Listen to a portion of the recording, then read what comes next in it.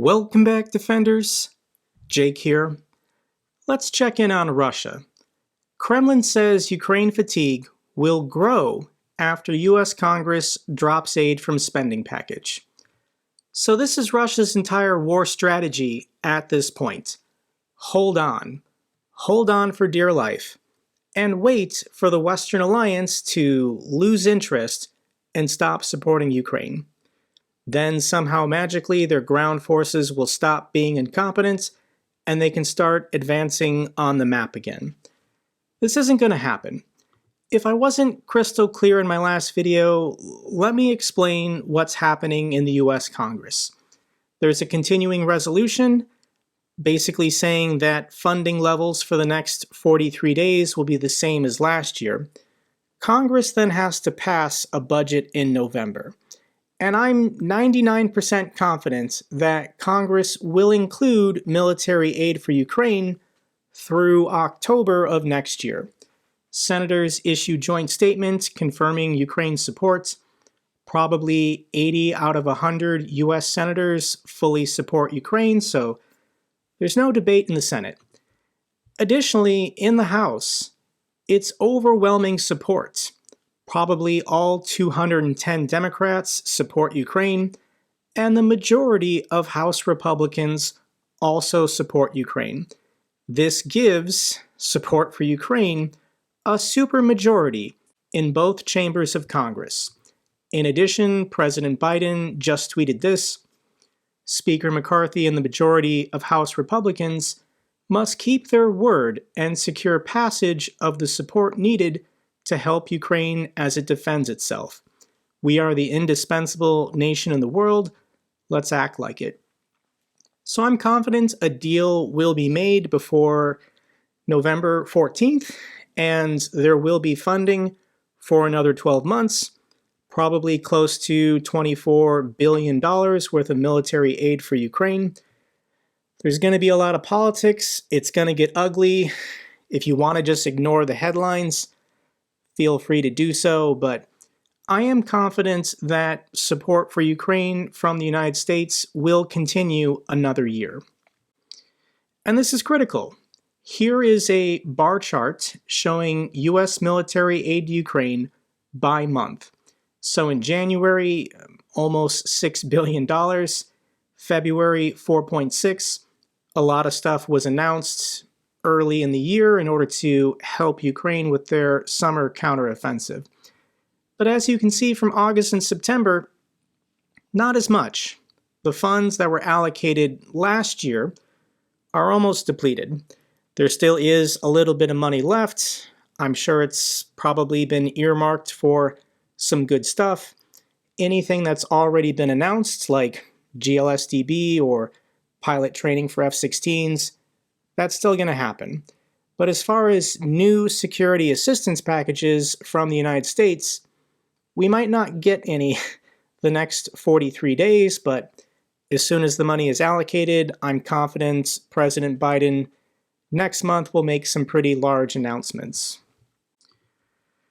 So Russia's agents in the West are going to do everything they can to undermine support for Ukraine in the United States. They're going to be incredibly active. They're going to be incredibly nasty. These are terrible people. And Elon Musk is one of them. We just have to be honest about it. I've known this and felt this for almost a year now, but more and more people are coming around as Elon Musk shows his true colors.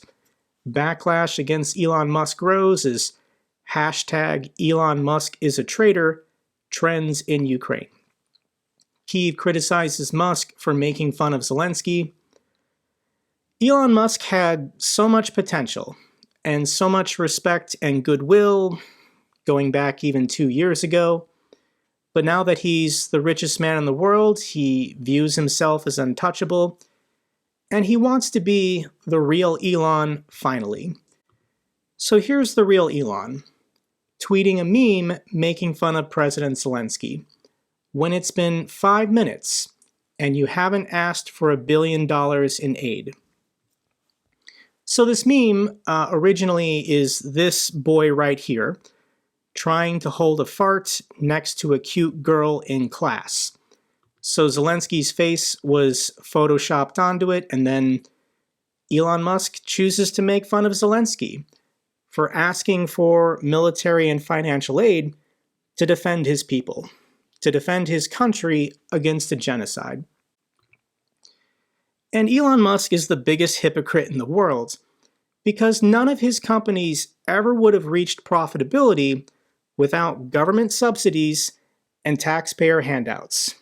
He's spent the last 20 years begging governments for money to help him build rockets and build electric cars when it wasn't profitable. So he's a hypocrite, but this is just despicable. And it ignores our own history. Elon Musk is originally from South Africa, but he likes to state he's proudly an American. Well, let me give you a brief history lesson, Elon Musk, about our revolution. Many years ago, it was the Americans that called for aid. Between 1778 and 1782, the French supplied weapons, ammunition, and uniforms to the beleaguered Continental Army. Alexander Hamilton, the architect of our Constitution, was George Washington's chief of staff and aide-de-camp because he was fluent in French, as well as several other languages, but Washington knew that the colonialists never would have defeated Great Britain without the help of the French. So yes, George Washington, Alexander Hamilton, probably wrote hundreds of letters begging for aid and assistance from the French in order to secure their independence. And the Russians are taking notes. It's been 20 months and Elon Musk has never said one critical thing of Vladimir Putin or the Russians. And this is what the Kremlin propagandists have to say, celebrating Elon's support for them. Впервые с начала спецоперации в бюджете США нет пункта о военной помощи режиму Зеленского. На фоне американских слов богатейший человек мира Илон Маск, или как его называют, Илон Маскаль, подбросил дровишек в огонь, у Зеленского действительно полыхнуло. Миллиардер разместил на своей странице известный мем «Страдающий человек», лицо которого покрыто вздувшимися от напряжения венами. К оригинальной картинке было прифотошоплено лицо Зеленского, а снизу подпись, когда прошло уже 5 минут, а ты еще не попросил миллиарда долларов помощи. Тут же всплыли и другие фотожабы. Вот Маск в генеральском кителе, а вот в тельняшке и без козырки Черноморского флота. При этом все-таки невозможно не обратить внимание, что не только Зеленский, но и сама Украина, как обстоятельство, выкачивающее деньги, начинает Западу надоедать. Чудесный, абсолютно восхитительный, наверное, действительно наш агент Илон Маск. So here's Olga on Kremlin State TV. Elon Musk is magnificent. He is wonderful. Perhaps Elon Musk really is our agent. If there's some kind of confusion here, Elon Musk can clear it up with a simple tweet and say, no, I don't support Russia's war of aggression. I support Ukraine in the defense of their people and their sovereignty. But Elon's never going to do that. On Russian Telegram channels, they're already celebrating, loving his posts, making fun of Zelensky, making fun of Ukraine for asking for help in their war of survival. So we've officially gone 0 days without Elon Musk promoting fascism in Europe. And to just put this in perspective, back in 2010, Elon Musk had a cameo in Iron Man 2 as himself. There was so much hype around this guy and high expectations that he would be this real-life superhero, a real-life Bruce Wayne or even Tony Stark. So about 30 minutes into the movie, here's Elon Musk appearing as himself with Robert Downey Jr., Gwyneth Paltrow, and Scarlett Johansson. And after becoming the richest man in the world, he did not turn himself into Iron Man. He's a supervillain who supports the Chinese Communist Party and the Russians and the Saudis. This is the absolute evil that Elon Musk is choosing to defend. This is not a Nazi concentration camp survivor. This is a Ukrainian man who's been held in a Russian prisoner of war camp for over a year now. The Russians are committing a genocide, targeting children, targeting civilians, mass graves, torture chambers. This is difficult to talk about. It's nauseating, and it's infuriating when people like Elon remain silent or mock Ukraine for defending itself. I also just want to quick remind people that the Russians are on the warpath, obsessed with their own history. Of the 110 monuments to the Soviet dictator Joseph Stalin, 90% of them were built in the last 23 years during Putin's reign of power. So there's 110 monuments to Joseph Stalin, and 99 of them were built under the direction of Putin. The goal is empire. Putin and the oligarchs of Moscow want Central Asia back. They want the Caucasus. They want Eastern Europe. And they're willing to wage war for decades until they get their empire back. So here's the reaction of a Ukrainian defender on the front lines to Elon Musk's stupidity. While Elon Musk is proving his clown status by mocking a bleeding country facing a nuclear invader, our unit has liberated another dam forest strip 500 meters closer to the goal. It was a tough day. I want to share another update how it's going on the front lines. Here's friend of the channel, Macer Gifford. He's a British citizen who's been volunteering on the front lines in Ukraine for over a year now. Here's his report how things are going. Hi guys, I thought I'd do a quick update from Ukraine. Things are picking up in Ukraine.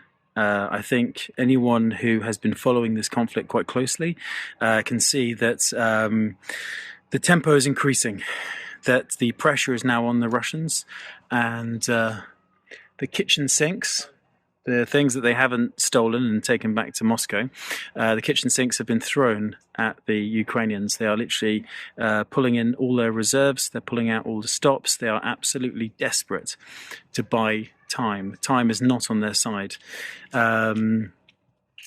Because they want to basically delay the Ukrainian offensive. They want to delay it for so long as the weather changes and the winter hits us. First the rainy season, then the winter. They're going to use that as the respite they need to come back with vengeance, perhaps do another mobilization. So I think the key here is that the Ukrainian military is at a very crucial point in the offensive. They're coming to the place now that they've hit the sort of third line of the Russian defenses. They're just about to break through. The Russians are committing their reserves, and the Russians are now desperate. But like any animal, sometimes in desperation, the animal is the most dangerous. So this is the time that, as I said, the Ukrainians need to be the most careful. There's never been a more important time to support the Ukrainian military. Vidmark, the 131st, the 73rd, the 8th, we have been working almost non-stop. And there is a real chance that we're not going to, there's going to be no more breaks. There's no more days off. The training that we have managed to do of late has focused on certain things, and I've never been more confident in all my time in Ukraine. I truly believe great things are coming.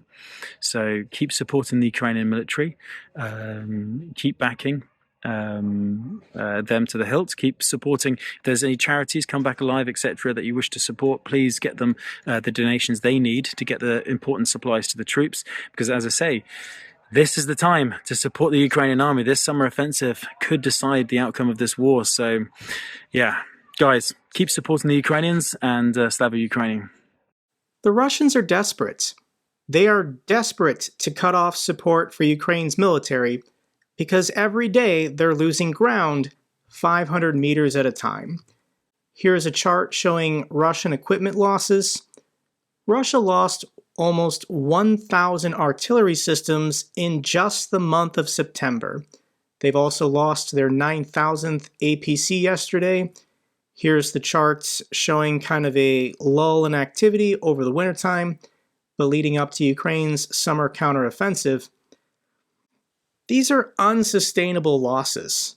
These are horrendous losses the Russians are taking, and Russia's doing everything they can to hide it, promoting this narrative that the war is already over, Ukraine can't win, the West should abandon their support for Ukraine's military efforts.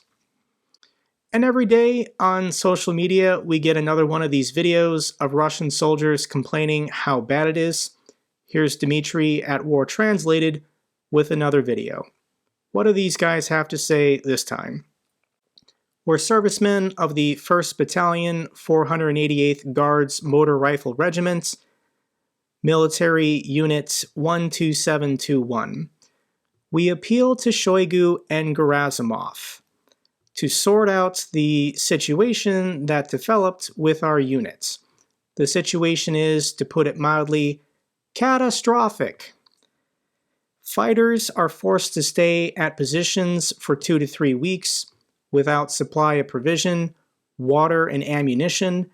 Meanwhile, they promise to replace us every 10 days. The situation with medicines is even worse. Basic bandages are missing.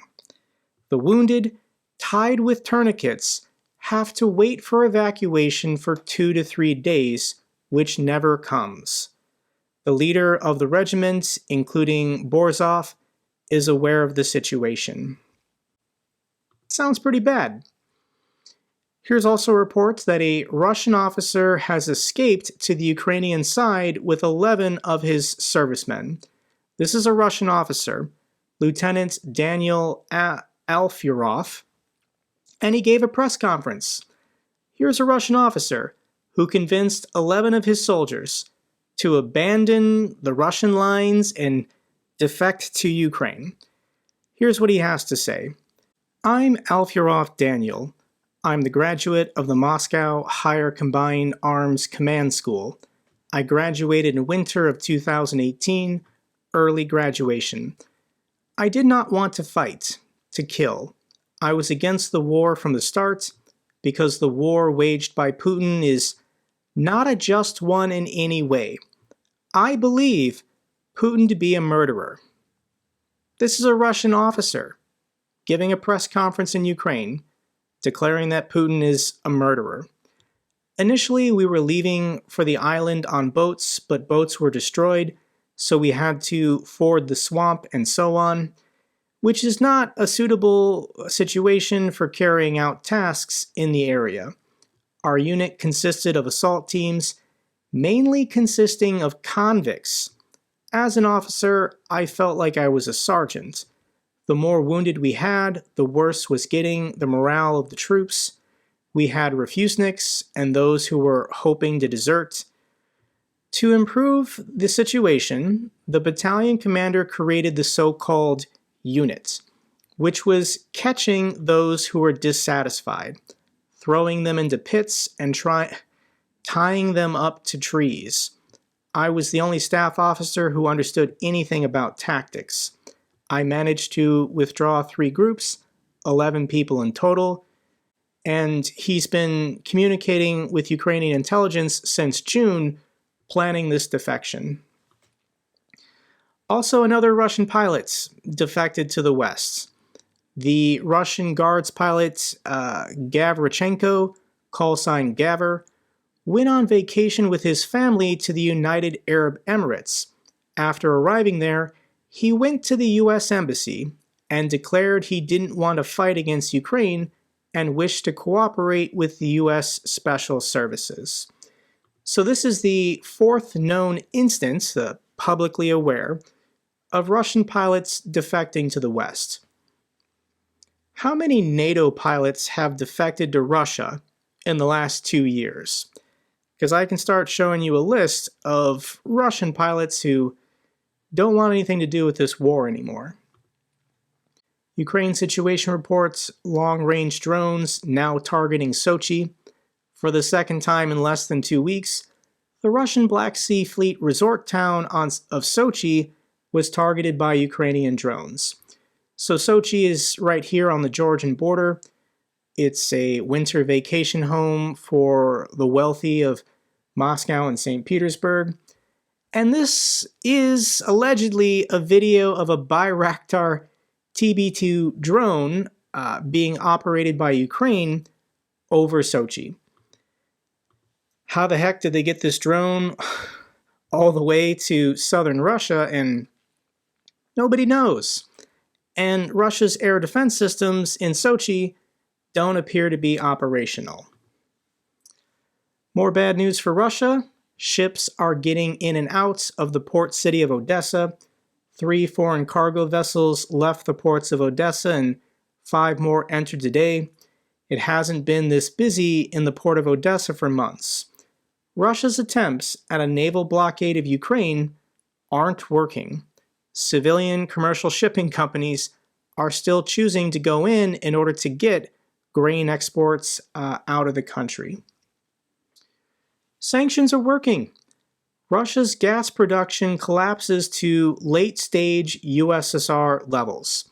Without Western expertise, Western funding, Western technicians, and Western parts, Russia's gas giant Gazprom is falling apart.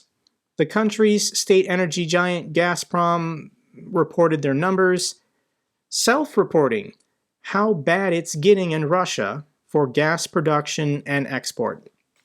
Now all the pipes go to Europe and more or less all the pipes are shut down, so yeah, this is hurting Russia's bottom line. Hold strong, Ukraine is going to win this war. Final clip I want to share with you today is from, once again, Maria Avdiivna in Kharkiv. Russia has been targeting schools in Ukraine, having destroyed over 1,300 according to a UNICEF report. So for the residents of Kharkiv, they had to put their schools underground in the metro stations in order to protect their children from the Russian military. So here's an art school, an art class happening in the Kharkiv metro stop, and I just want to share with you some of the artwork these Ukrainian children have been working on. Хочеш листа поверху, щоб тобі ще було приємніше, бо воно буде. Зараз я тобі притримай, будь ласочка. Представляешь, получается, у меня король, и ломает сердце.